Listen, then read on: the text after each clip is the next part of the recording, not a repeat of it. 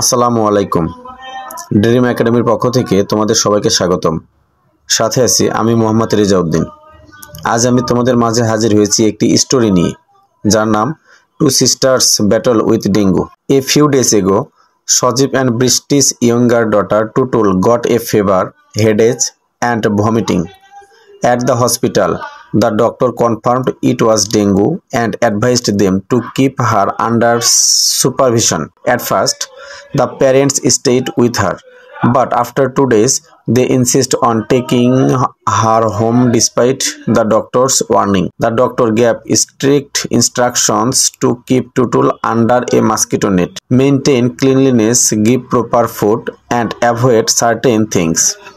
Unfortunately, the parents didn't follow the instructions. They didn't use a mosquito net or repellent, didn't clean the house properly, and gave her unsuitable food. Tutul's condition got worse again. Moreover, their elder daughter Mitul also got dengue. Now, Tutul is in the ICU and Mitul is in the emergency room. এটির বাংলা অনুবাদ: ডেঙ্গুর সঙ্গে দুই বোনের লড়াই। কয়েকদিন আগে সজীব ও বৃষ্টির ছোট মেয়ে টুটুল জ্বরে, মাথা ব্যথায় ও বমিতে আক্রান্ত হয়। হাসপাতালে নিয়ে গেলে ডাক্তার নিশ্চিত করেন যে এটি ডেঙ্গু এবং তাকে পর্যবেক্ষণে রাখার পরামর্শ দেন। প্রথমে বাবা মা তার পাশে ছিলেন, কিন্তু 2 দিন পর তারা ডাক্তারের সতর্কতা উপেক্ষা করে মেয়েটিকে বাইরে নিয়ে যান। ডাক্তার কড়া নির্দেশনা দেন টুটুলকে মশারির নিচে রাখতে, ঘর পরিষ্কার রাখতে, সঠিক খাবার দিতে এবং কিছু বিষয় এড়িয়ে চলতে। কিন্তু তারা সে নির্দেশনা মানেননি। তারা মশারি বা মশা তাড়ানোর কিছু ব্যবহার করেননি, ঘর ঠিকমতো পরিষ্কার করেনি এবং অনুপযুক্ত খাবার দিয়েছে।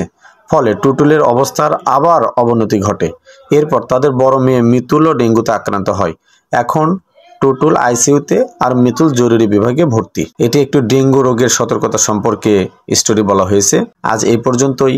আগামীতে আবারও কোনো একটি স্টোরি নিয়ে সহজ সরল সাবলীলভাবে তোমাদের মাঝে উপস্থিত হব ইনশাআল্লাহ।